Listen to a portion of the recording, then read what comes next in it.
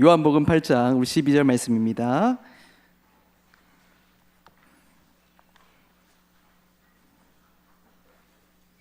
요한복음 8장 12장 말씀 우리 한 목소리로 한번 읽어보도록 하겠습니다.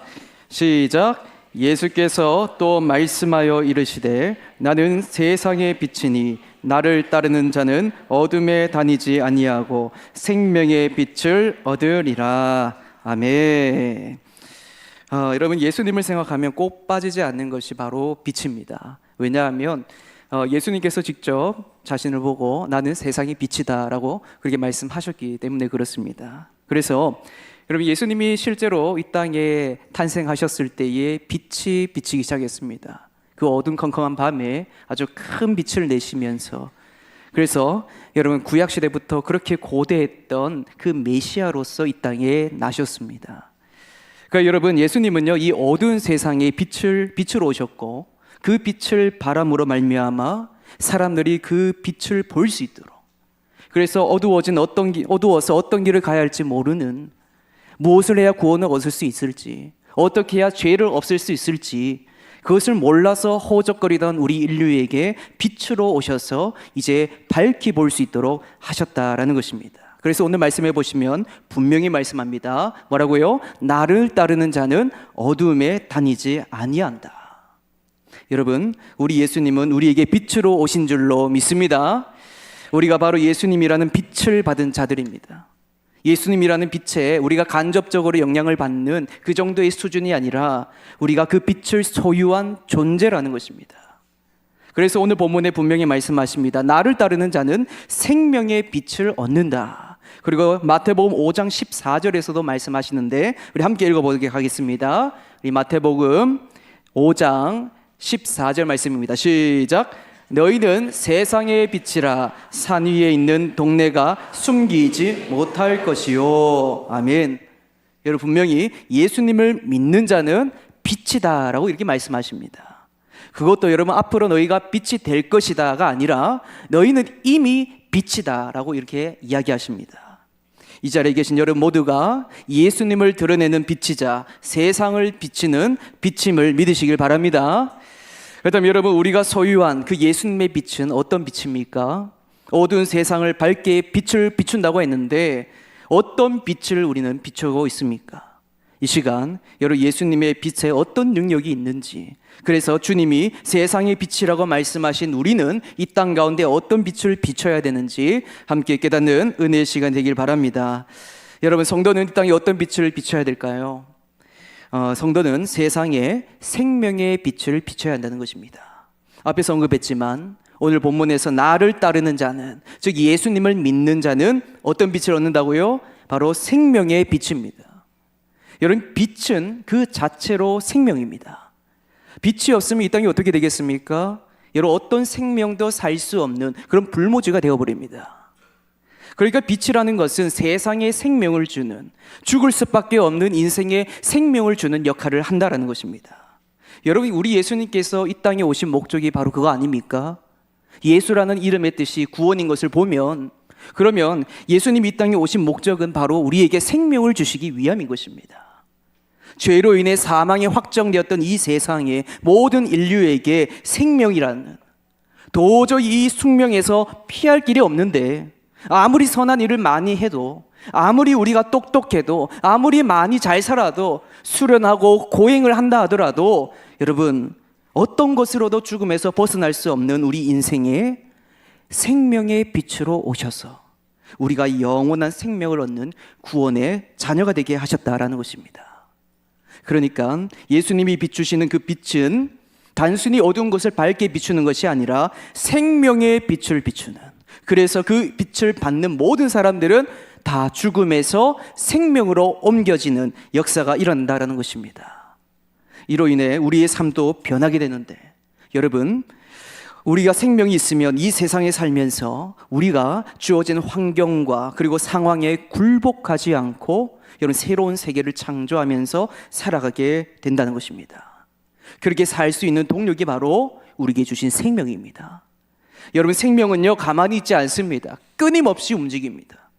따라서 우리의 삶도 여러분, 이 세상에 발맞춰 우리가 끌려다닌 것이 아니라 여러분 주체적으로 역동적으로 우리가 개척해 나갈 수 있는 것입니다.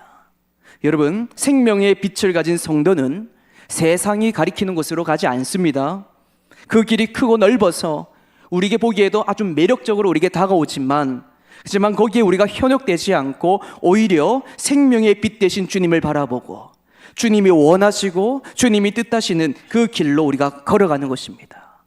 비록 그 길이 어렵고 너무나 좁고, 그래서 우리가 과연 이 길을 걸어갈 수 있을까 의문도 있지만, 그럼에도 불구하고 우리가 걸어갈 수 있는 것은 여러분 우리에게 무엇이 있기 때문이에요? 바로 생명이 있기 때문에 그렇습니다. 그런데 반면에 생명이 잃어버린 사람들은 세상 습관에 여러분 떠내려가는 사람입니다. 거기에 여러분 아무런 기쁨과 즐거움이 없습니다. 오직 좌절과 절망밖에 없습니다. 이 땅에 아무리 좋은 것들을 누리고 살아도 거기서 느껴지는 기쁨과 즐거움은 한순간이요, 오히려 이것을 더 지키기 위해서 더 큰 욕망을 가지고 아등바등 살아가면서 여러분 불안과 걱정, 염려가 더해집니다. 여러분, 지금껏 마귀가요 인류를 대상으로 이렇게 우리를 몰아가지 않았습니까? 마치 세상의 좋은 것들 다 누리면 그러면 아주 행복하고 만족이 있는 것처럼, 세상의 가치대로 세상의 원리대로 그렇게 따라 살면 그러면 영생을 얻는 것처럼 그렇게 우리를 속이며, 또 우리는 여기에 얼마나 많이 당하고 살았습니까? 지금도 우리는 세상 속에 놓여져 있으면서 마귀는 그런 우리를 가만히 내버려 두지 않습니다. 어떤 수단과 방법을 가리지 않고 어떻게든 하나님과 이간질시키고, 그래서 하나님을 배신하고 대적하도록 그렇게 우리를 속삭이고 있습니다. 그래서 우리 영혼이 생명에서 떨어질 수 있도록, 다시 죽음의 길을 걸어갈 수 있도록 우리를 늘 주시하고 방해한, 여러분 마귀는 죄와 허물이요, 질병과 고통, 저주와 궁핍, 죽음과 멸망을 가져온다는 사실을 여러분 우리가 꼭 명심해야 될 줄로 믿습니다. 마귀는요 어둠의 임금이요 모든 고통의 근원인 것입니다. 요한복음 8장 44절에 보면 이렇게 말합니다. 너희는 너희 아비 마귀에게서 났으니 너희 아비의 욕심대로 너희도 행하고자 하느니라. 그는 처음부터 살인한 자요, 진리가 그 속에 없으므로 진리에 서지 못하고 거짓을 말할 때마다 제 것으로 말하나니 이는 그가 거짓말쟁이요 거짓의 아비가 되었음이라. 아멘. 그래서 여러분 창세기 3장에 보면 마귀가 아담과 하와에게 거짓말로 속이지 않습니까? 선악을 알게 하는 나무의 열매를 먹으면 어떻게 된다고요? 눈이 밝아져서 하나님과 같이 된다. 여러분, 그래서 결국 거짓말을 당해서 아담과 하와가 결국 하나님께 버림당하고 죄의 저주를 받았습니다. 이때부터 인류는 여러분 죄와 마귀의 종노릇하고 생명의 빛을 바라는 것이 아니라 오히려 죽음을 드러내는 인생의 굴레에 갇히고 말았습니다. 그런 모습이 아담과 하와 사이에 태어난 가인과 아벨의 모습에서 절실히 나오지 않습니까? 가인이 동생 아벨을 죽이는, 여러분 이것이 바로 마귀를 따르는 자의 모습이자 결말인 것입니다. 즉 죽음인 것입니다. 여기 여러분 온 세상이 마귀의 노예가 되어버렸습니다. 마귀는 오늘도 두루 다니며 삼질차를 찾고 찾아다니고 있습니다. 그렇다고 여러분 우리가 마귀가 막 쌓여서 이길 수 있는 그런 힘도 없습니다. 그런 절망과 좌절, 죽음과 비참함의 그 연속이던 어두운 우리 삶에 여러분 무엇이 비춰졌습니까? 생명의 빛이 비춰졌습니다. 요한복음 1장 2절부터 4절 말씀 우리 함께 읽어보도록 하겠습니다. 시작. 그가 태초에 하나님과 함께 계셨고 만물이 그로 말미암아 지은 바 되었으니 지은 것이 하나도 그가 없이는 된 것이 없느니라. 그 안에 생명이 있었으니 이 생명은 사람들의 빛이라. 아멘. 생명의 빛으로 오신 예수님을 통해 우리는 사망에서 생명으로 옮겨졌고, 이제는 여러분 마귀와 세상에 굴복하며 마냥 도살장으로 끌려다닌 것이 아니라 이 땅에서 하나님의 뜻대로, 하나님이 원하시는 대로, 또 하나님 나라의 원리대로 살아낼 수 있게 되었습니다. 이것은 분명 죄의 저주를 가진 인류에게 기적적인 변화임에 아주 틀림이 없는 것입니다. 그리고 우리가 그렇게 변화된 삶을 살아낼 때 여러분 생명의 빛이 세상 사람들에게 비추어지는 그 놀라운 역사가 바로 나를 통해서, 또 우리 가정을 통해서, 그리고 우리 교회를 통해서 일어날 줄로 믿습니다. 여러분, 과거 시대를 우리가 살펴보면요, 시대별로 각 시대 정신을 가지고 있었습니다. 중세 시대는 신본주의로서 신앙을 바탕으로 모든 사회 전반적인 요소가 다 움직였습니다. 근데 이제 중세 사회부터는 르네상스 시대가 찾아왔습니다. 르네상스 시대부터는 쭉 어떤 시대였냐? 인본주의 사회였습니다. 르네상스라는 뜻이요, 프랑스어로 부활입니다. 그럼 뭘 부활하냐? 바로 고대 그리스 로마 문화를 부활시키고자 그것을 부흥해서 그래 운동했던 것이 르네상스입니다. 그 시대 때 인본주의가 발달하면서 한마디로 말하면 인간이 스스로 세상을 선하게 만들 수 있고, 그리고 행복과 만족이 가득한 그런 유토피아와 같은 세상을 창조할 수 있다라고 생각했던 시대가 바로 이 시대입니다. 그러니까 오늘 본문에서 비춰보자면 그 당시 사람들에게 참된 빛은 뭐냐? 바로 사람의 이성이었던 것입니다. 하나님의 계신 성경에 의존하지 않고 자신이 경험할 수 있는 그 세계를 관찰하고 이성적으로 사고하고 판단해서 진리를 깨달을 수 있다라고 생각했던 겁니다. 이성으로 무지의 어두움을 이겨내고자 생각했고, 그렇게 된다면 밝은 빛 가운데로 나오게 될 것이다 라고 생각했습니다. 그런데 여러분, 그렇게 신의 자리에 인간의 이성과 과학을 올려두고 그것을 믿은 결과 어떻게 됐습니까? 그야말로 파괴적이고 아주 비극적인 죽음만 일어날 뿐입니다. 그 대표적인 예가 제1차, 2차 세계대전 아닙니까? 뿐만 아니라 홀로코스트라고 해서, 여러분, 그 당시 독일의 히틀러가 나치당을 이끌어서 계획적으로 유대인 600만 명을 학살시키는 일이 일어났습니다. 여러분, 이 인간의 이성을 참된 빛으로 여겼던 과거 인류의 비참한 결말입니다. 여러분, 그렇다면 지금 어떤 사회입니까? 지금 어떤 시대가 되었습니까? 이제는 이 이성에 대한 낙관주의는 무너졌습니다. 그래서 지금은 새로운 다원주의 사회, 그래서 포스트 모더니즘이라고 하죠, 우리가. 여러분, 이 사회의 특징은요, 절대적 가치와 진리가 없는 것입니다. 그래서 각각 자기의 소견에 옳은 대로 살아가는 것이, 그게 진리인 것입니다. 그래서 너의 말도 진리이고 나의 말도 진리이다. 여러분, 이 시대가 바로 현재 시대입니다.